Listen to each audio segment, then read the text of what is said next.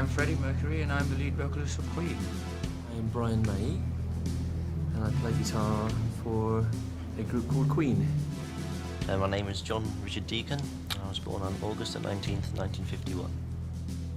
I'm Roger Taylor and I'm the drummer and one of the singers of Queen. Enthusiasm took over when I was about 13 or 14 with the Beatles. Then there was kind of a revolution in England, and English people began to play rock music as such, and in fact sort of led the way for a while. You know, there was, for instance, the Cream, and Jimi Hendrix is not exactly English, but kind of an English phenomenon because he was embracing England first. And through listening to those people, I got more keen on some of their influences, like B.B. King, Chuck Berry, Bo Diddley, those early, quite primitive guitar players, but very influential on everybody today, I'm sure. And I took piano lessons when I was in boarding school, and of course I didn't think at the time that I was going to make music my career, but I was always interested in music. I think I obviously had a musical streak, so I used to sing along, and I was in a choir. I played in a couple of groups, but only amateur groups. One was called 1984, strangely enough. One was called Smile. And Smile was the band which Brian and I formed with one other person. There were just three of us. I remember there was a time we actually we were sharing flats together, so living in while we were in different bands. And one day they wanted their singer decided to leave, and they were auditioning singers and this and that. And I was right under their nose. It was so funny. It never actually occurred to them to ask me. And it was when Smile broke up, and Brian and I decided we liked working together, and we wanted to form a new band called Queen, which we did with Freddie. Well, I built my own guitar, and it has a particular sound. I worked on it with my father for about 2 years when I was about 18. And it's different from anything else. It just has a different sound, and it has a wide range of sound. And I knew what sound I wanted. I was just lucky to be able to find it, really. I knew that I wanted it to be thick and warm, but with some sort of edge to it, and to be able to sustain and sing. Roger and I were ripping people off before, just with all sort of antique clothes and things, just to make enough money to eat at that time. And before we actually had a contract, and then and in those days we hadn't really made up our minds that we were going to make it a commitment, because Brian still wanted to do his BSc and things, and you can't really be successful in this game if you have other ties. You have to just give up everything. You really have to. So it was Freddie, myself, and Roger, and we advertised for a bass player. I actually gave up playing music the first year. I was at college, and then the second year I was really missing it, so I got my equipment down to London. I played with one group at my college, and then I heard about this group called Queen who were looking for a bass player. Because I'm such a forceful character, they were in Smile, and I said, well, I can't join you and become... it's just like the way I feel is that when somebody new takes somebody's place, it's just everything's got to be new.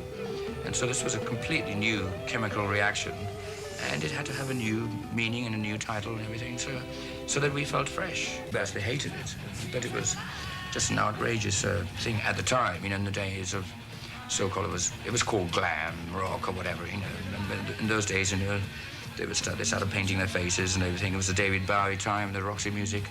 In a way, it's sort of happening again. It was just a phase that people were going through, and I think the name Queen actually fitted that time. And our real lucky break was really doing some test sessions at a new recording studio being built. And we went in there, it was 16-track, and we recorded a few songs. And it was from those demos that we eventually got our first record deal. It was very difficult in the beginning because technically you can't do that without a lot of money. You have your amplifiers on stage, and in order for the vocal harmonies to be on top of all that noise, you have to have a big PA, which obviously we didn't have. So we used to borrow things and steal things. And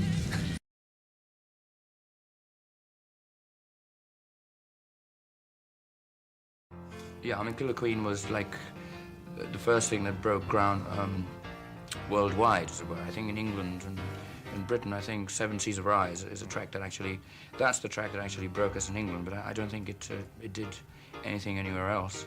But Killer Queen paved the way.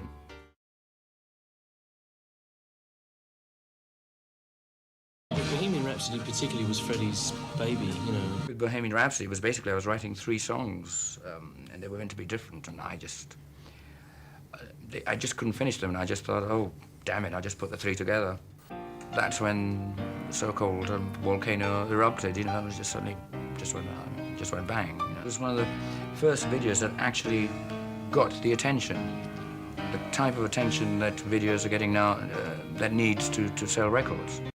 We wanted to be heavy and forceful and full of energy, and at the same time we wanted to have good songs, and well, we felt we had good songs, you know, and we wanted to combine the forcefulness of something like the early Led Zeppelin with the melody and harmony of somebody else. I don't know who exactly.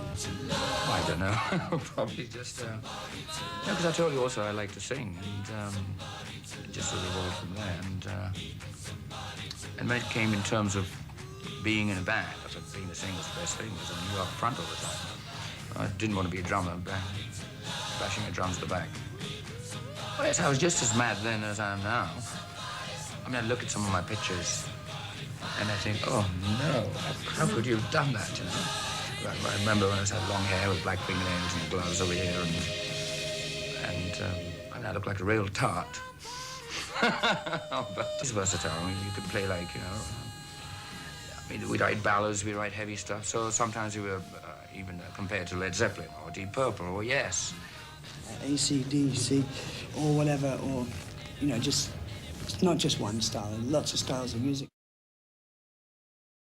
I wanted to write a song that everybody could sing along, like a football chant or things like that. And at the same time, I thought it'd be nice to. It's a winning song, you know, and it's meant for everybody. You know, but I had to say we are the champions. But that doesn't mean it's us. It's for. I can just imagine people going to a game, and if they, you know, if their team wins, they can go, oh, yeah, the champions. It's a winning song for everybody.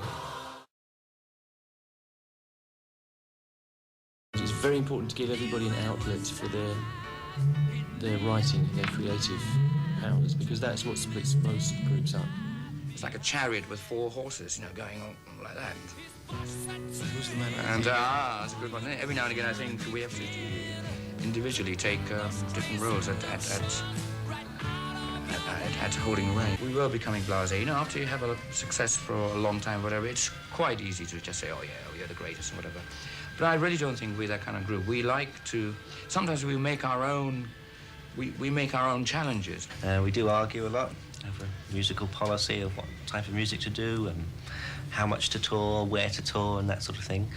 But normally we've managed to come to some sort of agreement. We're sort of in danger of breaking up, really, through lack of work, you know, through not working together. And you tend to drift apart. Everybody goes to a different place and you drift apart.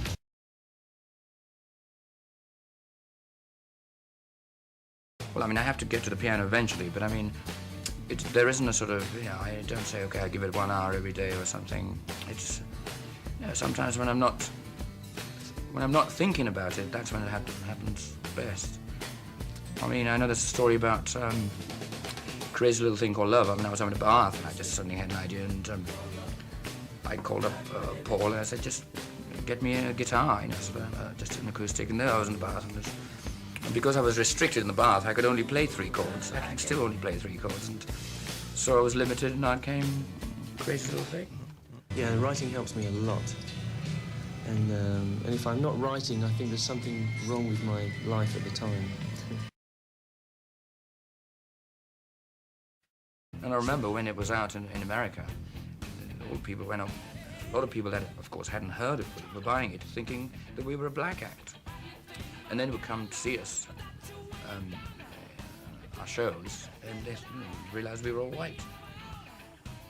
They didn't go away, huh? No, well, they waited through the whole, because we used to play that as an encore, and there were all these blacks in the audience sitting, going, "My God, these these whites are playing this rock crap."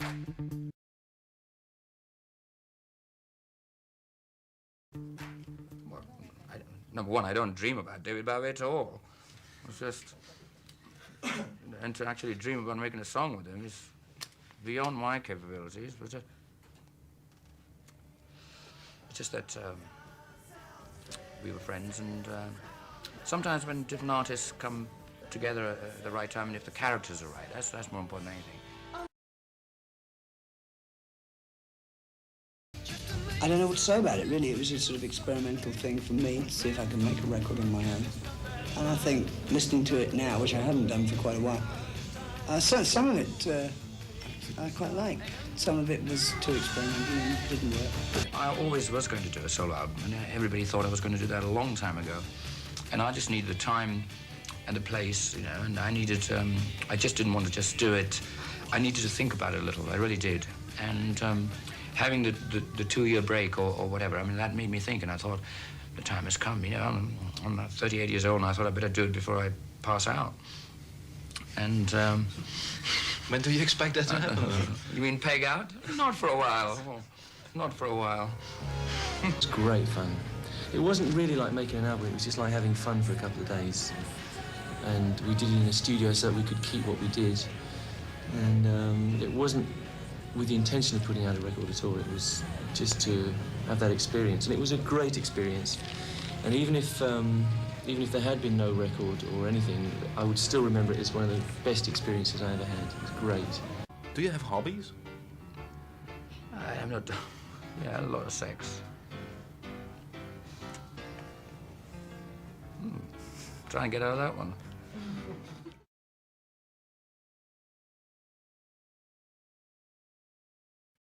For about 2 years, we didn't come up with anything. We didn't tour and whatever, and I think that was a good thing. We sort of went away from each other. And then when we came back, it was like coming back together again from the start. So we started fighting about all the things we used to fight about 5 or 10 years ago. And so off we go again.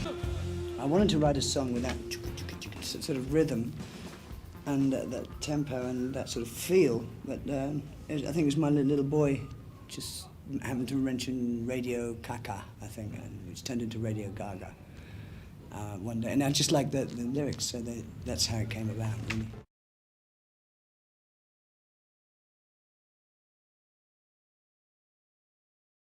It came to the video.